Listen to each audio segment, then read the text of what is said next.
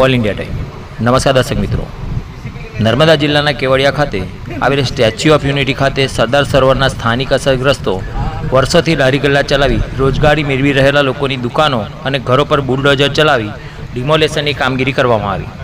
તેની સામે આમ આદમી પાર્ટીના ધારાસભ્ય ચૈતર વસાવે પોતાની વાત રજૂ કરતા જણાવ્યું હતું.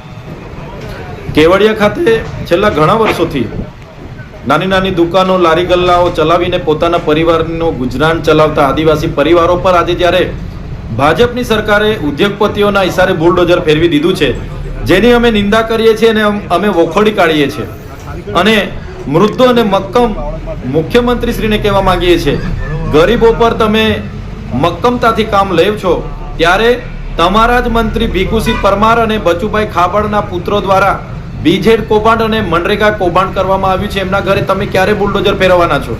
સાથે સાથે અમે ભાજપની સરકારને કહેવા માંગીએ છીએ, આ એ સ્થાનિક લોકો છે જેમણે નર્મદા પરિયોજનામાં પોતાની જમીનો ગુમાવી છે, પોતે સમાજ સંસ્કૃતિ અને ગામ સાથે છીનબીન થઈને અહીંયા વસેલા લોકો છે અને તમારા સ્ટેચ્યુ ઓફ યુનિટીના લોકાર્પણમાં તમારા દેશના વડાપ્રધાને રોજગારી સ્થાનિકોને મળશે એવી મોટી મોટી ભાંગા ફોજદારી અહીંયા કરી હતી.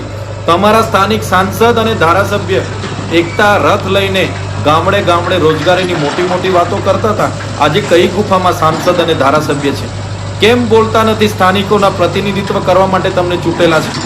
ત્યારે સવાલ હવે એ થાય છે, અમે વિકાસના બિલકુલ વિરોધી નથી, પણ આદિવાસીઓના ભોગે વિકાસ થાય છે અને આદિવાસીઓને ત્યાંથી છિન્ન ભિન્ન કરવામાં આવે છે, એમાં અમે ક્યાંય સહમતિ આપવાના નથી. સરકાર ભૂતકાળમાં નર્મદા હોય, ઉકાઈ હોય, કરજણ હોય કે બીજા નહેરો હોય, નેશનલ હાઈવે હોય, જેટકો હોય, જીએમડીસી હોય કે જીઆઈડીસીના નામે અમારી જમીનો તો છીનવી જ છે, પણ આવનારા દિવસોમાં એ ચાહે વાલિયા ડમલાઈ લિગ્નાઇટ પ્રોજેક્ટ હોય, hydro project Naswadi, uranium project Ambadungar કે પછી સાપુતારાથી સ્ટેચ્યુ ઓફ યુનિટીનો કોરિડોર હોય, નેશનલ હાઈવે 56 હોય કે માલસામોટ પ્રોજેક્ટ હોય, અમે ક્યાંય એક ઇંચ જમીન પણ સરકારને આપવા સહમત નથી અને આ પ્રોજેક્ટ કરવા દેવાના નથી.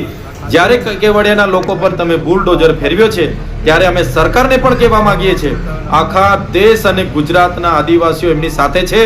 આવનારા દિવસોમાં તમારી જે માનસિકતાઓ છે, આદિવાસી વિરોધી માનસિકતાઓ સામે અમે લડવા માટે સડકથી લઈને સદન સુધી અમે લડીશું. અમે ન્યાયિક રીતે પણ લડીશું અને તમને જળ મૂળથી ઉખાડી દેવા માટે પણ આદિવાસી સમાજ એક દિવસ બહાર આવશે.